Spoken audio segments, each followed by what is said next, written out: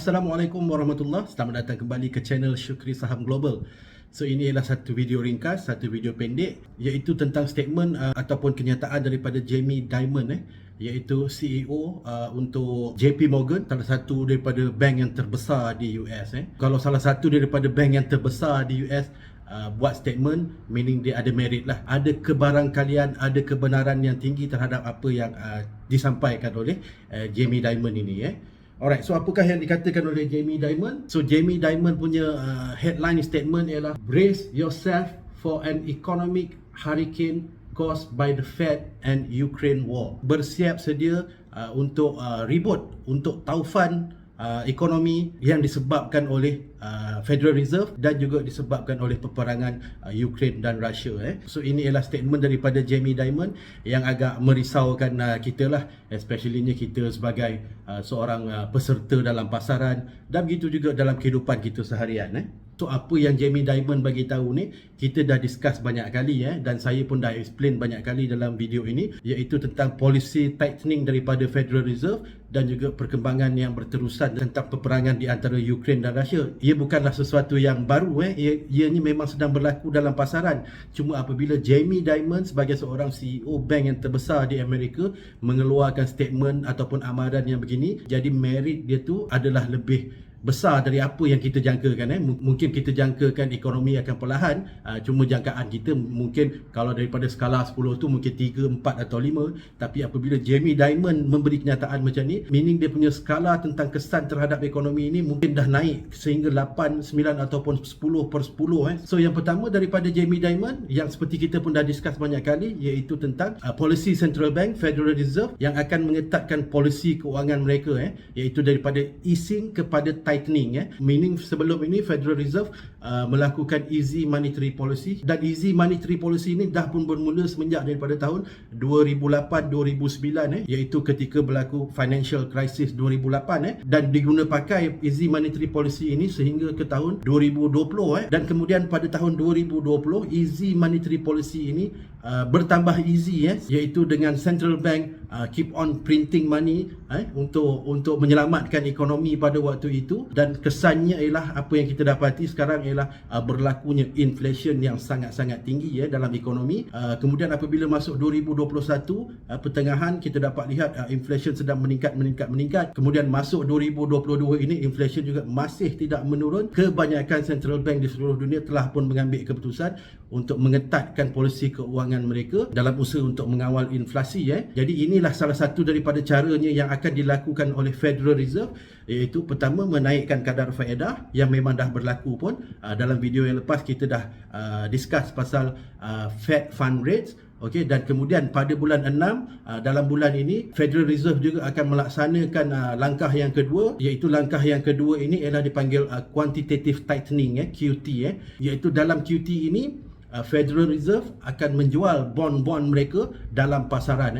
Keseluruhan balance sheet dalam Federal Reserve ialah bernilai 9 trilion lebih. Jadi Federal Reserve akan menjual bond-bond ini 90 ke 100 bilion, di antara 90 ke 100 bilion setiap bulan dalam pasaran. Kesannya apabila Federal Reserve menjual bond ini, kita boleh expect harga bond akan terus menurun, yang akan menyebabkan ataupun efek dia ialah akan meningkatkan bond yield. Jadi apabila bond yield ini meningkat, meaning cost untuk melakukan pinjaman akan bertambah tinggi.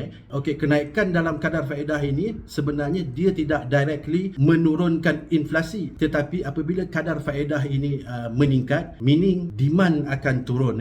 Sebab apa demand akan turun? Kita dah discuss sebelum ini.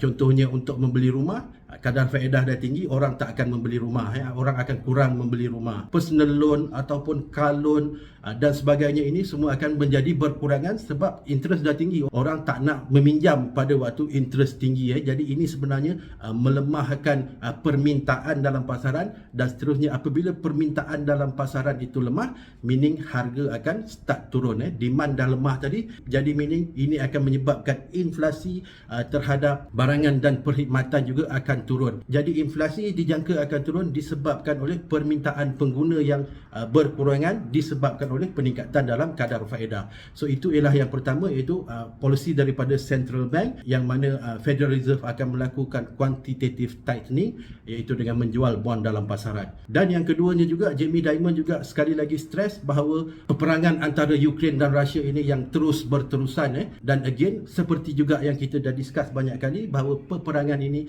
akan menyebabkan kenaikan berterusan dalam komoditi dan juga dalam tenaga oil dan natural gas dan sebagainya ini. Jadi komoditi seperti komoditi makanan, gandum, jagung dan sebagainya ini telah pun naik begitu banyak. Ada yang naik 50%, ada yang naik 100%. Besi, baja dan sebagainya semua telah pun naik dengan begitu tinggi disebabkan oleh peperangan ini yang terus berterusan.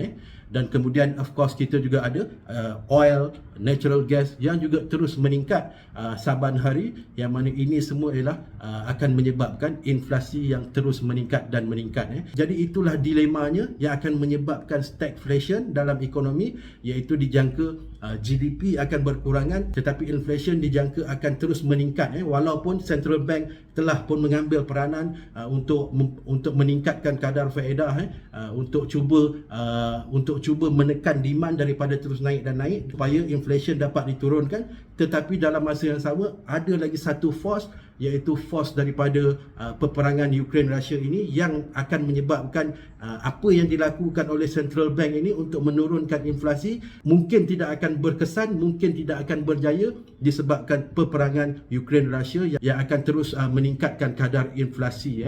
Jadi ini adalah dua force yang bertentangan. Satu tindakan daripada Central Bank untuk menurunkan inflasi, tetapi dalam masa yang sama perang Ukraine dan Russia akan berterusan untuk melonjakkan inflasi. Jadi ini adalah dua pertembungan yang berlaku sekarang dalam pasaran, dan oleh kerana itulah Jamie Dimon merasakan kita akan melalui fasa high volatility dalam market, dan seterusnya kita juga akan menghadapi stagflation, iaitu GDP ataupun aktiviti ekonomi yang perlahan, dalam masa yang sama inflation akan terus meningkat. Jadi itulah apa yang cuba disampaikan oleh Jamie Dimon, iaitu CEO daripada JP Morgan, salah satu bank yang terbesar di dunia, yang bagi saya sangat-sangat tinggi meritnya. Walaupun kita dah tahu perkara ini, walaupun kita dah discuss perkara ini, cuma macam saya beritahu tadi, tahap kebimbangan kita mungkin 4/10, 5/10 tahap dia. Tapi apabila Jamie Dimon daripada JP Morgan, salah satu bank yang terbesar di dunia, membuat statement ini, kebimbangan kita itu telah pun meningkat daripada 4 ataupun 5/10 kini dah sampai ke 8-9/10. Alright, so itulah apa yang dapat saya kongsikan daripada statement yang terbaru daripada Jamie Dimon ini berkenaan dengan ke manakah hala tuju ekonomi dalam masa yang terdekat ini. Alright, so saya harap perkongsian ini bermanfaat dan kawan-kawan terusnya lebih bersedia dengan hari-hari yang mendatang yang mengikut Jamie Dimon ialah hurricane, taufan, ribut besar yang akan melanda ekonomi. Alright, so again saya mengucapkan terima kasih kepada kawan-kawan yang terus menyokong channel Syukri Saham Global. Kita bertemu lagi dalam video seterusnya. Assalamualaikum.